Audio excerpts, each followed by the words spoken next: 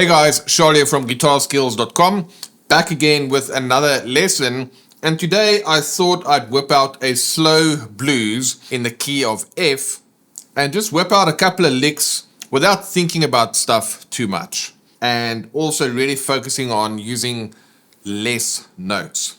Too many people, when they try and play blues, they get stuck in the scale, they play up and down a scale, and their playing doesn't sound like music, it sounds like scales. And I want to invite you to go and listen to your favorite blues guitar players, and I want you to listen to what one note sounds like, the way that they can make one note sing. That's one of the things that I love about Stevie Ray Vaughan, is he would just... he would really make that note sing based on his use of vibrato and his use of energy with regards to the bends. So what I did with this song, it's like I said, it's a blues in F. So I just started it off like that. So if you have the F minor scale, F minor pentatonic,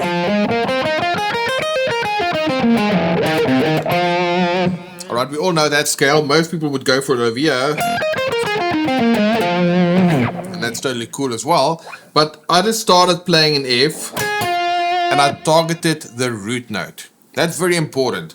Knowing what note you're going to target of a chord is quite important for you to understand which note you want to play. Too many people just take the scale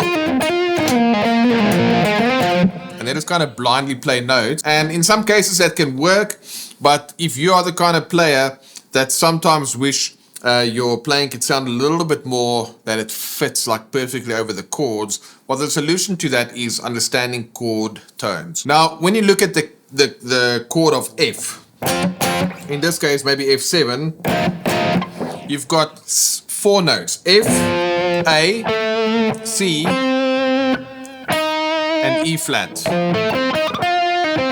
So you want to know what those notes are so that you can go ahead and target those notes. Now in this case I started on a minor third because I want to get that minor sound, and then I just kind of milked that F note as much as possible to kind of get as much juice out of that as possible. Then when we went to the B flat,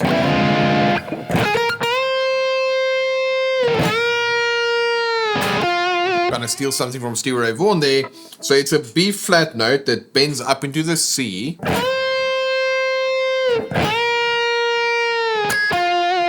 So that's where those bent notes can really make the guitar sing. And you want to work on that so that you are able to really dig into your strings. The thing is with the guitar, if you play timidly, or if you don't really dig into the strings, the guitar is not going to respond well. Especially if you're playing through a tube amp. The louder you play through the amp, the louder the amp works, the better the tone sounds. And tone really is in the fingers. I remember interviewing Joe Satriani once for a guitar magazine in London, and we had to take an amp to the interview that was not a high gain amp. It was like a typical blues boutique style amp, and the pedal board we had didn't have any high gain pedals on it or nothing. So Joe just plugged his Ibanez into that pedal board with basic blues gear and a blues amp, but as soon as he started playing, it instantly sounded like him, because obviously he can trust his technique, he can really dig into the guitar, and he can make it sound the way that he wants to make it sound without having to worry about that this is not my high gain amp, or this is not my high gain pedal, or whatever the case may be. Now, one of the ways that you can really get your gear to work well for you is in terms of like the intensity with which you play. Now, of course, if we are kind of quoting or trying to sound a little bit like some of the things we would expect to hear from someone like Stevie Ray Vaughan or Joe Bonamassa or whatever the case may be, there's a lot of intensity involved in the playing. So you want to get comfortable playing at that level. It's the same with a singer. If you go and look at any of the great singers, if they really sing well, they're kind of belting, they're singing, they don't hold back. They go in all out so that they can go ahead and get a great sound out of their performance and also their voice. So when you play bends like this, make sure that you can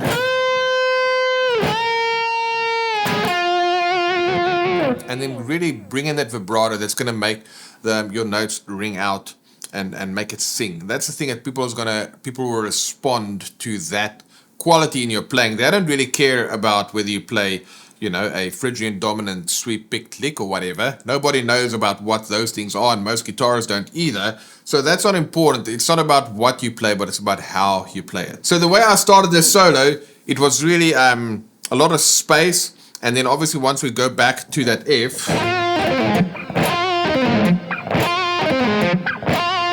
it's kind of like a couple of throwaway notes that you can just throw on in the back over there.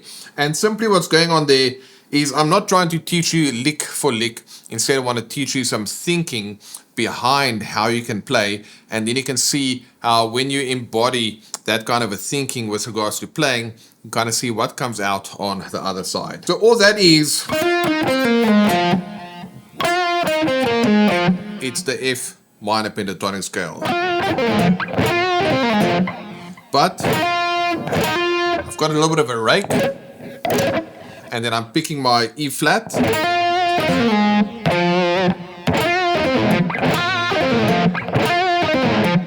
and I just run down the scale. Then when you go back to the B flat,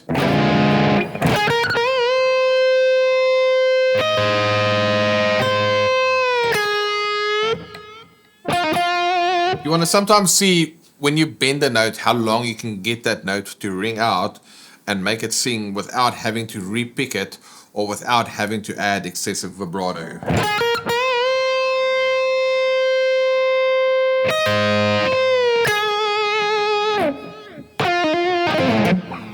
And then we went to the C.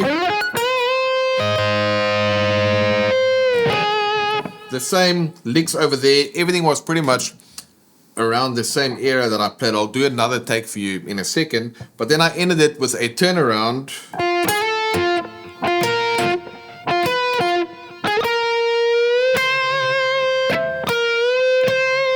So that is pretty much F, but now I'm venturing out of the minor pentatonic. I put an A in there, which in this case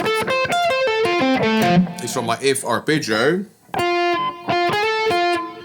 B flat, B, C,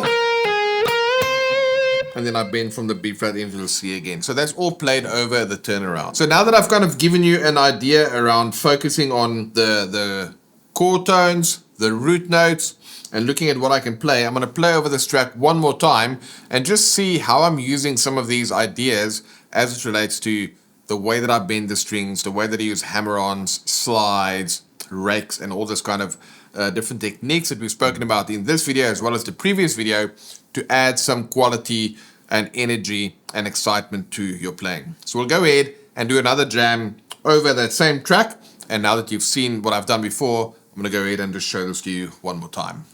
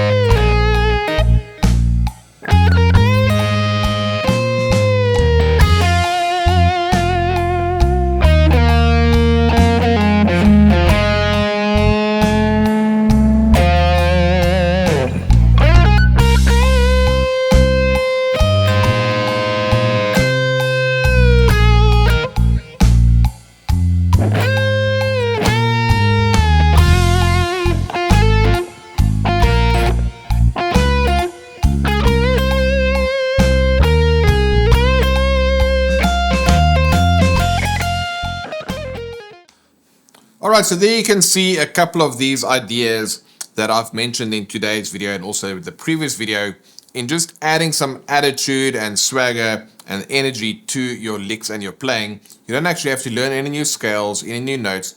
You can just go ahead and add some of these things to your playing to make it sound more like a human voice. And I really hope you enjoyed this lesson.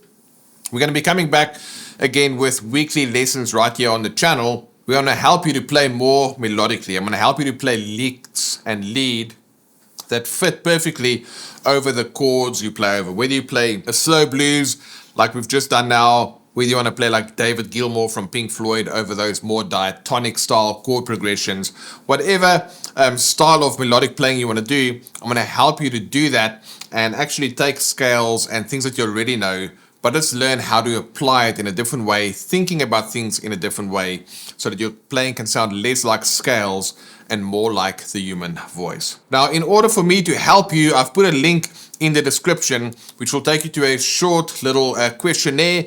You can go ahead and fill that out and tell me that when it comes to playing more melodically and playing with more confidence and feel on the guitar, what's your single biggest challenge, question, or frustration? Go ahead, fill that out for me. We'll go ahead and read those comments every week, and we'll take that into account when we come back with more lessons going forward. The future lessons on the channel will have actually more different licks that we'll be able to break down note for note. We'll compose a couple of guitar parts, we'll make some tracks available for you to jam over, and we're going to have some more thought out curriculum and lessons for you. But in order for me to know how I can best serve you, please go ahead, fill out the survey right there in the description, and then I look forward to seeing you on the next one.